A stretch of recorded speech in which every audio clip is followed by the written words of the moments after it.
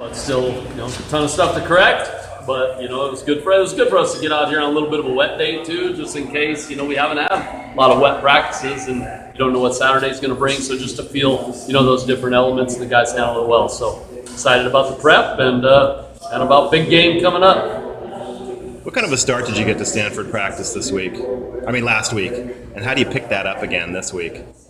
What type of, say it again, I'm sorry? Actually, it was 2 weeks ago you started practicing for Stanford. Yep. So how far into it did you get, and how do you strategize picking it up? We did. Okay. We got all the way to where it was to the point where, because by the time Friday, when they make the decision, you've basically, you've done everything, you're just reviewing things. So it was one of those deals, it's a fine line. You end up wanting to be careful about putting too much in, and so you want to come back, you watch the UCLA game, you get an idea, does the stuff still hold true? Let's not try and put too much in. And you can also go back and maybe make adjustments based on maybe some of the things you either ran or showed in the Colorado game. It all just is, kind of fine-tuning what the original game plan was, but not getting too far away from it unless you really find something that you think, this maybe wasn't a good idea, and now you scratch that. And there are a few things like that too, based off last week and going into this week.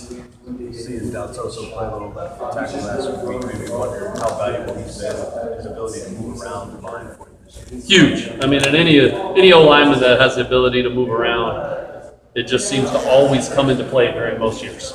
So anytime you have that lineman who has that versatility and can play both mentally and physically, because it takes both, going to a different spot and just mentally handling that too. They almost always end up during a year playing both spots when they have the ability to play both spots, because just the nature of it, there's going to be some injuries and things like that occur. So it's been very valuable in terms of Val and what he's done, and just happy to have him and what he's doing from a versatile standpoint. Just in terms of looking at Stanford's defense, what is it about them that's the hardest to game plan for? Just some of the looks they're going to give you, almost from a stoutness and strength aspect. Because you can line up in the looks they're going to give, you can show the coverages, but you can't emulate some of the strength and some of the things physicality-wise they play with. And those are tough. And just like that, and that's like most, teams, they have a certain aspect of their defense, their offense, that is tough for a scout team to emulate. Well, that's tough for our guys. Our guys can get in the looks, they can line up, but you're never going to feel exactly the way it might feel on Saturday blocking 32 on the edge, or whoever it might be, and different guys like that. So it's that's the biggest challenge. But our guys just got to understand that they've been through moments all year. They've played it. This is going to be another very good defense we're up against, but we've gone against very good defenses, and we just have to be excited about that challenge, which they are. So We spent a ton of time this week talking about the big tight ends and receivers, and it reminded me of Cassius. And I wonder if even in his true freshman year, we're starting to see some of that development maybe into being one of those guys. Yeah, definitely. You've seen us play him a little bit and tried to target him down there in the red zone. Actually, 2 different times we were planning on that a little bit, and yes, you're starting to see a guy that has a very high ceiling of what he can do. Because to me, he's not just a size guy; he's got extreme athleticism for his size. So I'm really excited.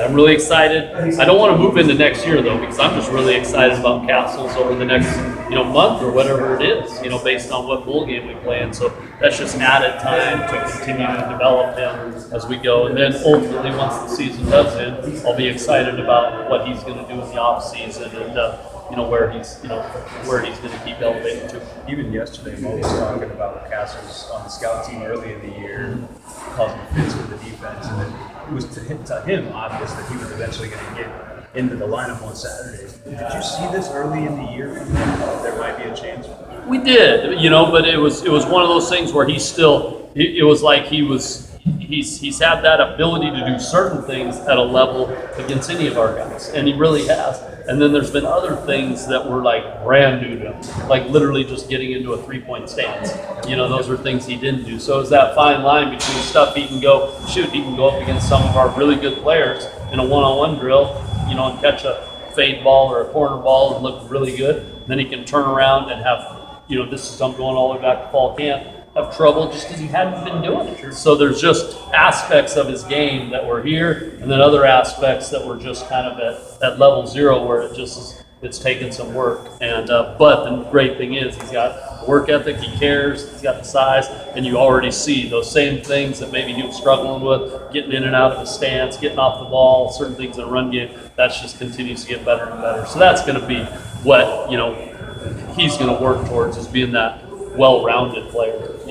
I was watching some film from earlier this year and just looking at Chase back then and where he is now. What kind of development have you seen in particular from him? Yeah, I think he's just becoming, just more comfortable with the entire offense, more comfortable with understanding, just even just splits and moving guys and certain things like that. So it's one of those things too, like any young quarterback, you're gonna, and you should, you're gonna ascend, you're gonna keep climbing, but you are still gonna have dips. And I've seen it with every quarterback. They still have dips, and I think what he's been able to do is when he does have a dip, he's able to snap back out of it, a little bit quicker. He's able to fix it. We're able to, go through some things and make sure that we can, correct some things on the run to where you take a dip, but then you're climbing back up sooner rather than continuing to dip. And that's what I've seen him do. How would you assess his game against Colorado?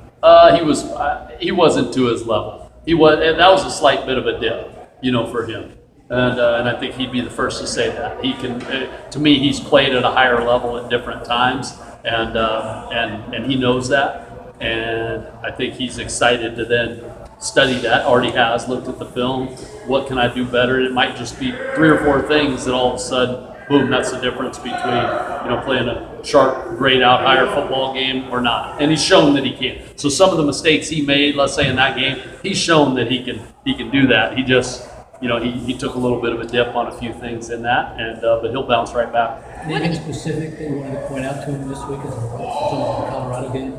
Just mainly just continuing to trust and get to your second, third, and fourth read. Continuing to trust what's going on around him and understand that, you can get to that second read, that third read, that fourth read, and those guys will be there. And that's something when you look back on it, he'd be the first to tell you, yeah, I definitely could have got to those reads. And he's done it, so he knows it. He's done it. He'll be fine.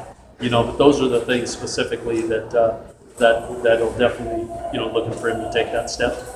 What is it kind of like working with a young quarterback? Because, you've got to be kind of careful about, what you're having him do or whatnot. I mean, is it kind of hard to think of the mentality about it as well, working with him? Yeah, but it's fun. It is. It's fun. Every coach, goes through those times where you watch a young quarterback develop and you get to work with him and you get to remember when he started and where he's, where he's going.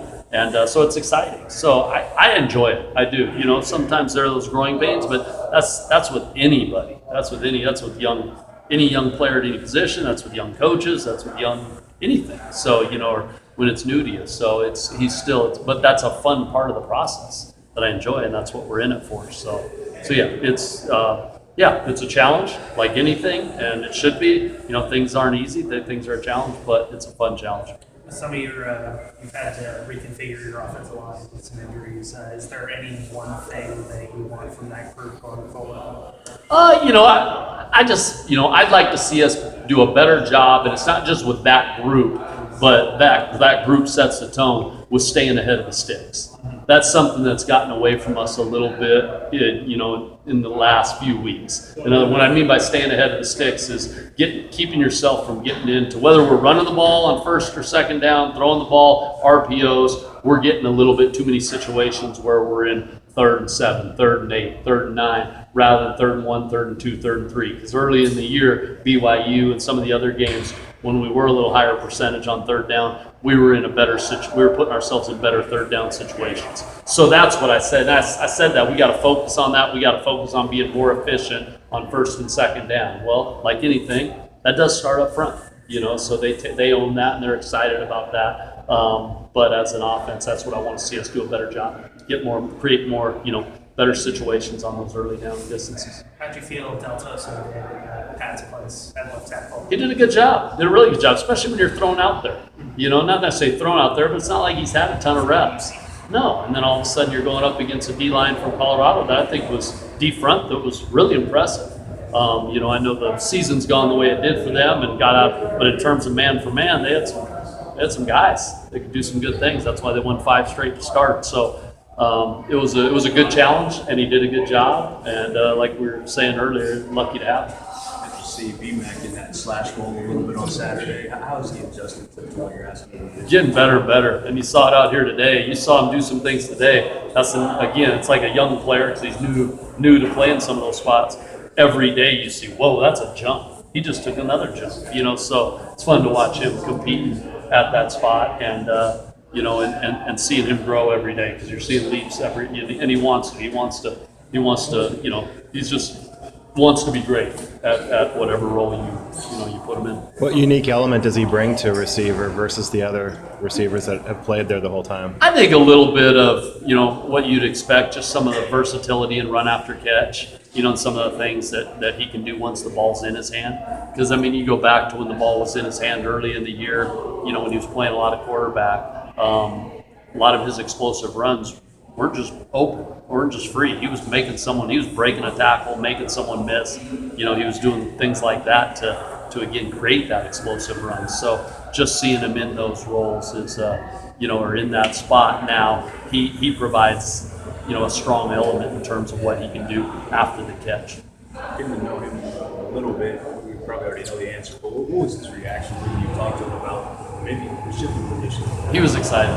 He just wants to compete.